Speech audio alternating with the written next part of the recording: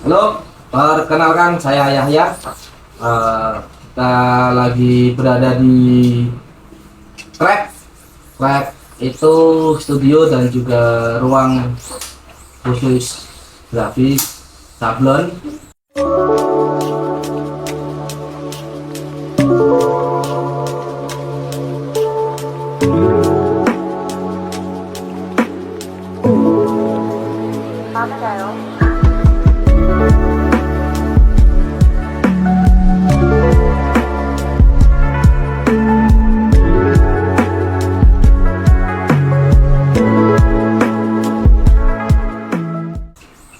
Kita di sini mau coba tanya-tanya bagaimana apa sih Crack itu, bagaimana bekerjanya, bagaimana program-programnya dan siapa saja yang ada di Crack ini.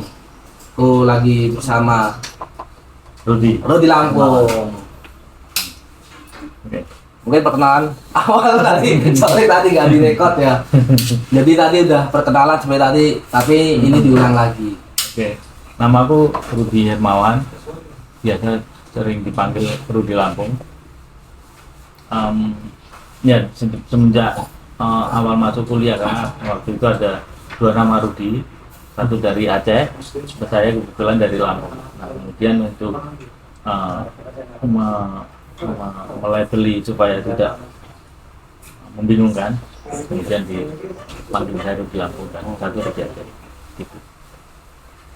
Nah, terus mungkin apa ya, lebih misal apa perkenalan kayak bagaimana latar belakangnya Crack, bagaimana terbentuknya, kapan dan siapa aja.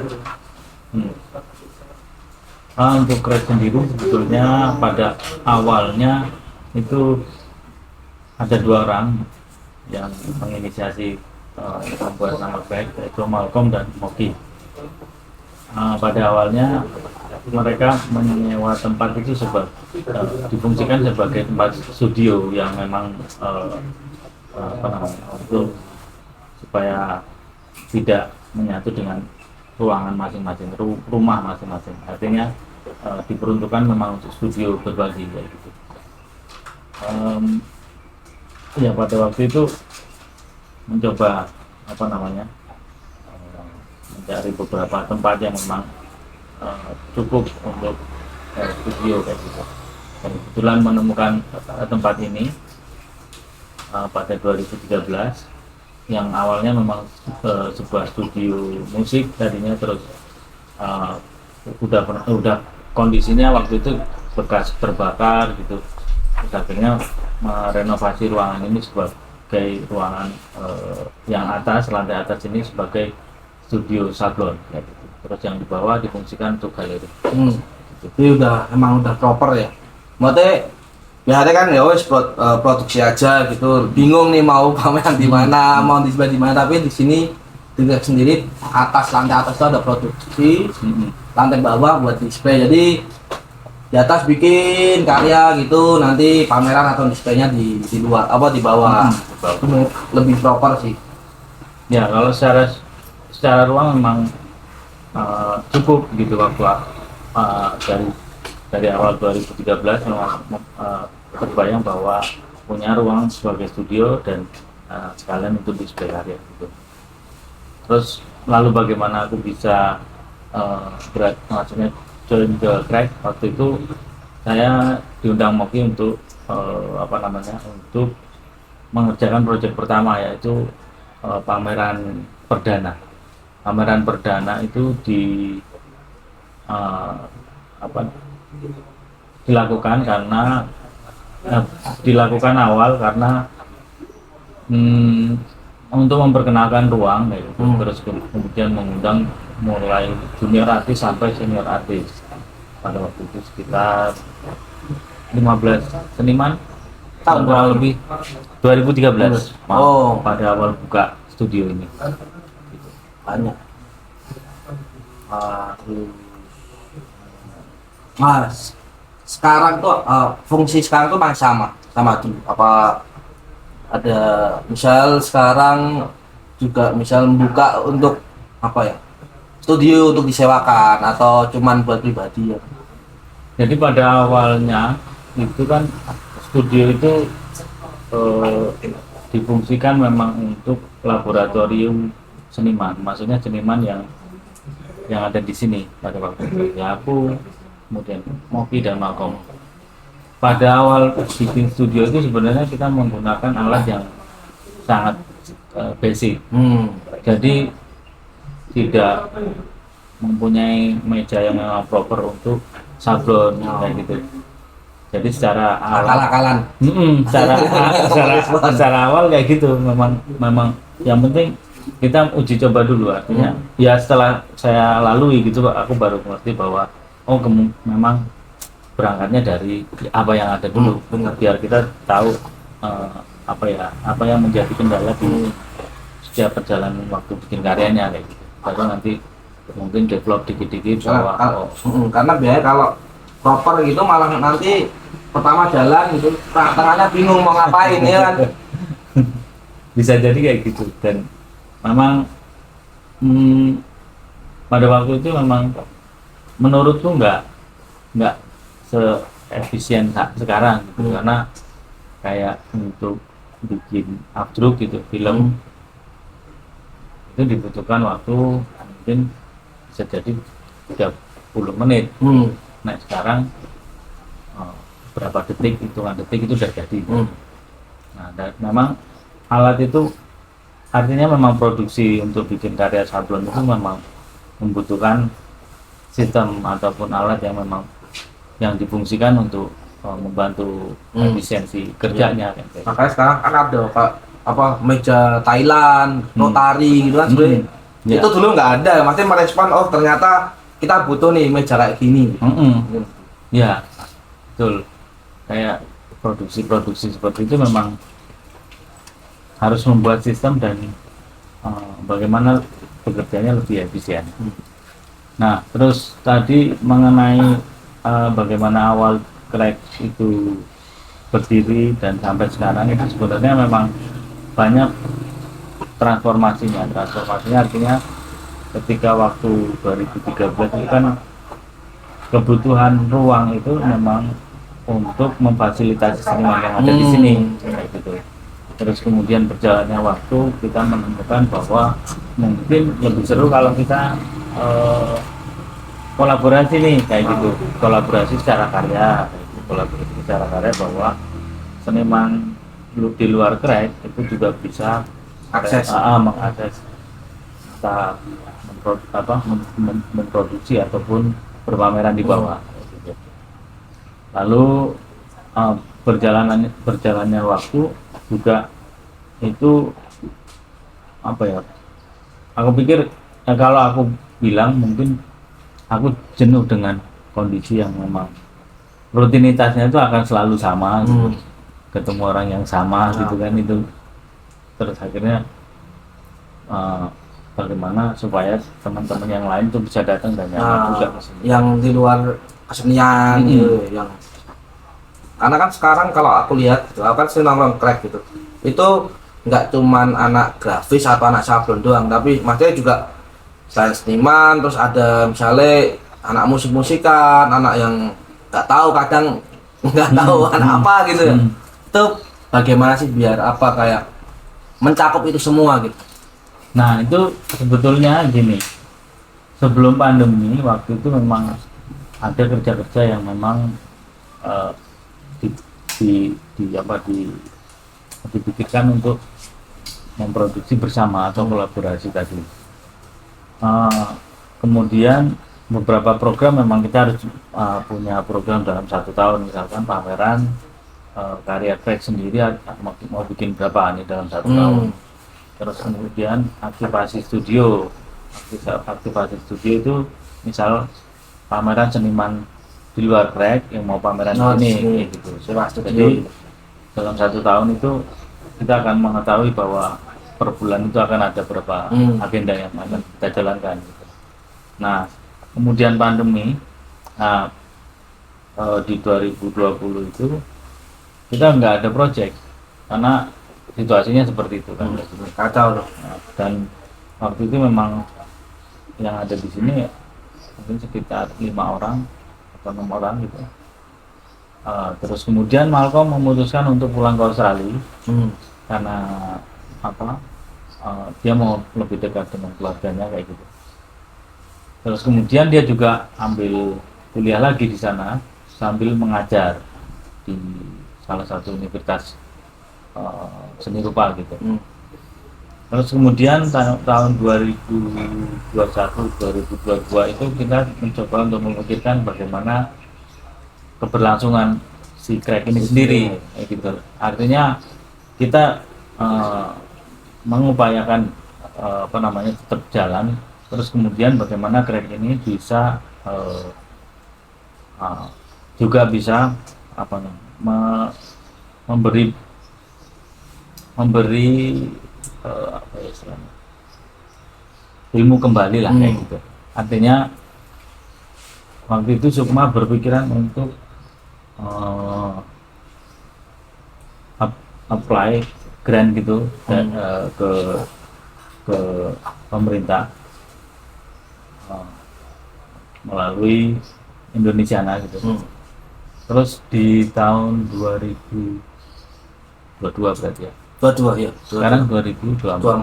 2022 apply, terus kemudian 2023 dapat, terus kemudian kita bikin program yang itu melibatkan mulai dari riset, terus kemudian ya seniman pasti ada gitu. Terus kemudian ada teman-teman magang yang tertarik yang untuk program itu ya, program magang benar. Program magang gitu. Nah dari situ si program riset ini mereka menginisiasi untuk bikin diskusi setiap bulan ada diskusi yang itu di apa namanya di untuk riset ataupun yang ataupun seniman untuk membicarakan sesuatu setiap bulan. Nah, kenapa akhirnya ada multidisiplin di sini ya karena memang aku pikir kita nggak akan kuat kalau hanya jadi seniman aja. Benar, gitu. benar. Tapi juga harus di support oleh yang lain. Gitu. Ya, karena apa ya? Kadang kan susahnya itu bagaimana mati kita seniman gitu. Gimana tuh caranya biar orang awam juga nonton pameran kita dari sini juga itu sebenarnya yang saat ini susah kan kan? Iya. Apalagi kan teman-teman yang baru gitu, mereka terfasilitasi oleh media sosial. Benar, untuk melihat sekarang apa yang terjadi saat ini. Jadi mereka tanpa harus keluar ruangan pun mereka dapatkan informasi. Nah, aku pikir tantangannya adalah ruangan itu bisa memberi experience yang lain. Aku pikir entah diskursusnya atau apa ya wacana secara mungkin secara gampang di enteng lah. Jadi enggak nongkrong di ruang seni, enggak melulu obrolan seni kan. Bisa ada musik, ada apa gitu. Betul. Nah, dari situ kami berpikiran bahwa kayaknya ya itu punya potensi semua orang bisa masuk ke sini gitu. Jadi ketika dia masuk ke sini mungkin dia berpikir aku mau datang ke Crack itu mau ngapain ya? Aku pengen nongkrong aja lah. Nah teman ngobrolku apa ya? Nah kalau misalkan dia latar belakangnya dari musik mungkin ada teman-teman yang memang musik. Mau ngobrol masih dekat musik, lah kalau gitu. musik masih dekat gitu. Tapi kalau yang lain kadang kan susah. Terus ngomongin ilustrasi gitu itu juga bisa gitu. Ngomongin sejarah mungkin nanti ketemunya sama siapa gitu. Nah dari situ mungkin supaya enak ketika datang ke Crack ya bisa ketemu sama siapa aja kan. Karena sebenarnya kan obrolannya juga terbuka mau ngobrol apa aja kan sebenarnya. Bahkan sebenarnya juga misalkan aku atau kita mengaktifasi studio dengan cara beberapa program misalkan tester session gitu. Tester session itu siapapun yang mau join di situ untuk mempelajari cetak saring gitu dengan pengalaman yang ada di Crack itu juga kita fasilitasi ataupun misal ataupun hiking trekking misalkan hiking Oh, trekking yang itu kemarin memang tuh acara kemarin. itu event 1 hari gitu yang kita lakukan 1 hari gitu. Itu ada workshop, ada apa jamming, bikin karya gitu. Hmm. Misalkan terakhir kemarin kepet dengan Soi. si Ai Oi Oh. gitu, bikin karya bareng terus jadikan satu poster gitu. Pesertanya juga itu ada musik, terus makanan, papak makanan juga dari seniman atau dari teman-teman yang dekat-dekat kan. Ataupun misalkan ada yang datang tuh, "Pak, aku mau apa kontribusi di misalkan makanan gitu." Maksudnya dia mau jualan juga nggak apa-apa. Benar. Nanti tinggal bagaimana dia mau apa namanya berkegiatan dalam 1 hari itu. Terus mungkin program yang akan datang. Program yang akan datang nih yang sedang berlangsung nih ini open call. Open call itu ini baru pertama nih. Oh, yang karya sablon. Iya. Bukan grafis. Grafis. Ya. Jadi galeri di bawah itu mungkin aku bilang bahwa kita memfasilitasi penggrafis untuk memajang karya di bawah. Artinya kalau galeri lukis itu mungkin udah banyak. Kalau yang spesifik di grafis itu nggak tahu yang lain mana. Mungkin yang galeri-galeri lain ya bisa untuk grafis, tapi untuk spesifik untuk grafis gimana? Nah, untuk open call ini itu terbuka, siapapun bisa apply melalui sket dulu, terus kemudian nanti pamerannya di bulan Juli. Oh, deadline-nya? Deadline-nya besok. Besok. Sket. Kamu mau apply? Yuk, sketsa kan bisa. Oh, bisa. Oh, nanti dah. Aku udah baca-baca lagi.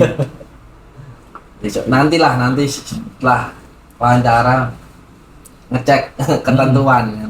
Itu juga dari open call itu kita mau melihat bahwa penggrafis hari ini tuh seberapa banyak toh.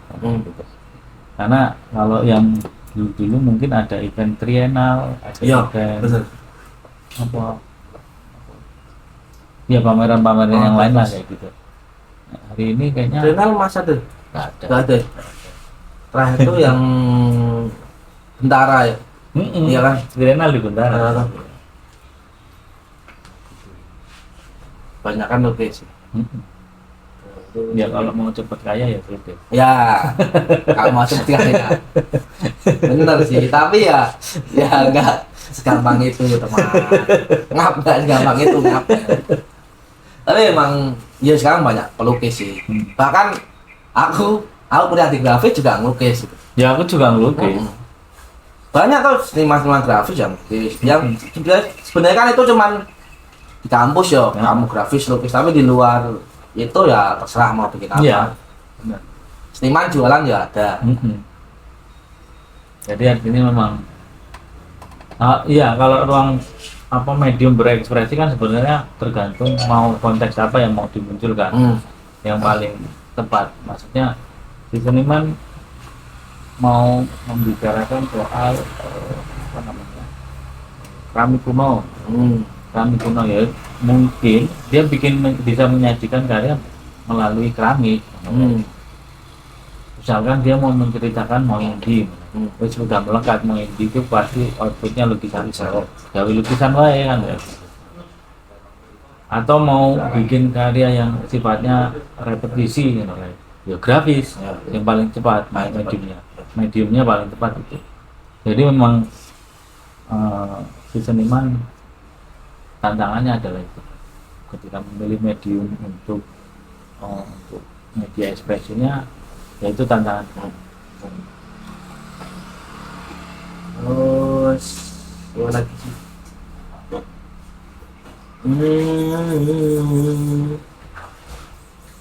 Program udah kayak apa lagi? Oh, untuk apa ya? pembiayaan studio tempat ini biasanya tuh dari mana? Misal apakah dari jual karya atau nyewa studio atau Jadi memang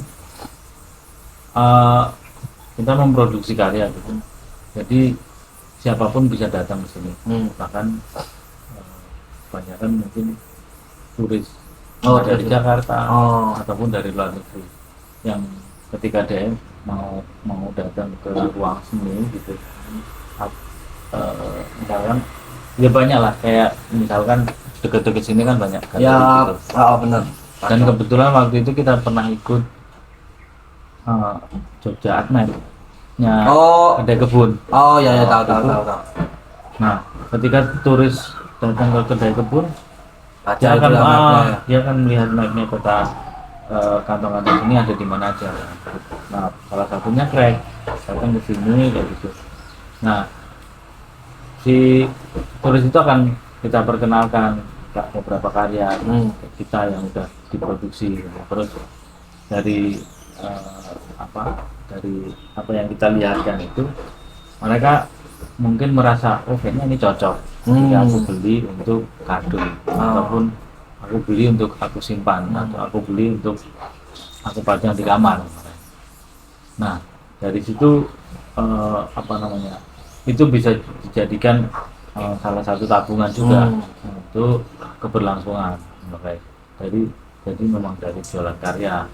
Terus kemudian ini balik mundur lagi. Nah, pada awalnya memang kita memproduksi ini udah secara bersama-sama, secara pengerjaan, kemudian pembiayaannya gitu. Terus nanti dibikin pameran nanti dari situ ada penjualan juga gitu. Karena sifatnya grafis kan ada beberapa edisi. Jadi ketika terjual di Jakarta bisa terjual di sini juga mungkin akan melipat gandakan dari biaya produksi. Terus untuk hari ini pembiayaan aktivasi itu karena kita dapat grant dari Indonesia itu. Nah, itu kita manfaatkan untuk ya nantinya itu kita menjadi lebih mandiri. Artinya beberapa fasilitas yang memang kita cukupkan, misalnya kebutuhan kita untuk mengupgrade studio. Kebutuhan studio itu apa aja, misalkan printer digital ataupun meja yang proper, terus kemudian penyimpanan.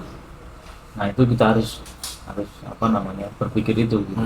Untuk keberlangsungannya adalah kita mengaktifasi program-program itu, misalnya entah workshop ataupun pameran ikut art fair gitu. Nah, itu yang nantinya ketika kita sudah lepas nggak ada pembiayaan grant dari pemerintah, aku pikir itu caranya yang sudah kita lakukan seperti itu. Yang dari pemerintah buat pemantik aja kan. Tapi berapa? Oke sih, mungkin cukup ya. Nah, kayaknya udah cukup. Terima kasih Rudi Lampung. Sama-sama. Oke. Yuk, see you. Fill me out with your smile. Now the sunshine brings the light. Fill me out with a flame. I will let you in this game. Take me out when I'm down. 'Cause with you I'm safe and sound. I'm safe and sound. I'm safe and sound.